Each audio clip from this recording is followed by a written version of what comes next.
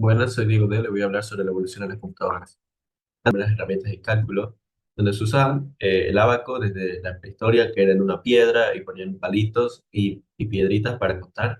Eso lo hacían en la edad antigua y después fue evolucionando hasta el día de hoy que conocemos el ábaco como es. Se sigue impartiendo en algunas escuelas y está también en escuelas asiáticas.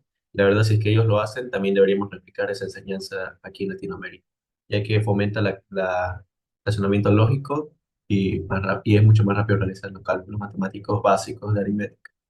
Después tenemos la máquina de Pascal. La máquina de Pascal, Pascal era un hijo de banquero, el cual quería facilitar la labor de su padre, así que creó esta máquina, la cual era con torques muy adelantada a su época. Este fue el primer paso para después que crearan la máquina analítica, la cual se realizaba con llave y fue muy adelantada para su época, donde Ada Lovelace fue la primera programadora en el mundo y la primera programadora mujer, la cual programó en una máquina que nunca se creó. Después tenemos las generaciones de las computadoras. Tenemos la ENIAC, la UNIVAC y la IBM.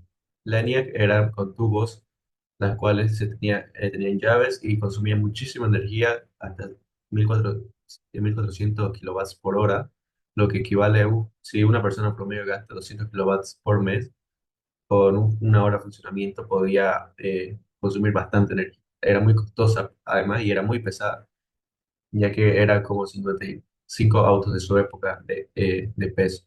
Después vino la Univac, la que fue más compacta, que iba a usar transistores, y de último tenemos la IBM 5150, que era ya un computador súper compacto, el cual ya podía comprar cualquier persona.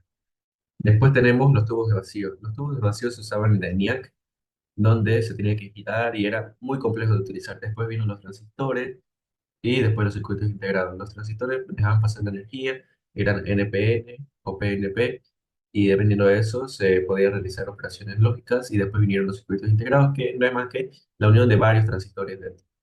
Y por último tenemos los microprocesadores, los que usamos actualmente, los cuales vienen de 32 y 64 bits, los cuales son los que usamos en la actualidad.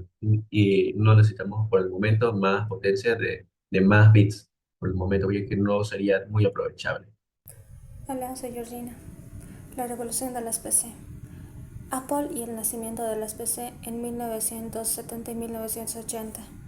Apple fue fundada en 1976 por Steve Jobs y Steve Wozniak. Lanzó Apple I y II, algunas de las primeras computadoras personales con interfaz gráfica y facilidad de uso. En 1984 presentó el Macintosh, la revolucionaria por su diseño amigable y el uso del ratón. Microsoft, creada en 1975 por Bill Gates y Paul Allen, desarrolló MS-2 y luego Windows, un sistema operativo con interfaz gráfica que dominó el mercado. Gracias a las alianzas con fábricas como IBM, Microsoft convirtió las PC en herramientas esenciales para hogares y empresas. La llegada del Internet, 1990-2000.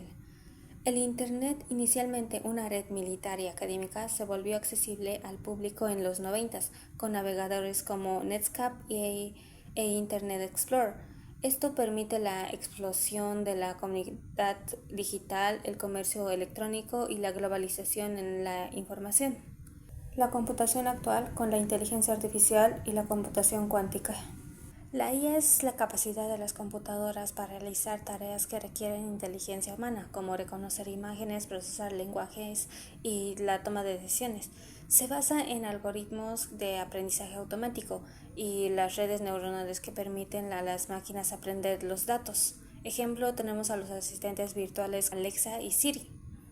La computación cuántica usa principios de la mecánica cuántica para procesar información de manera exponencial, más rápida que las computadoras tradicionales.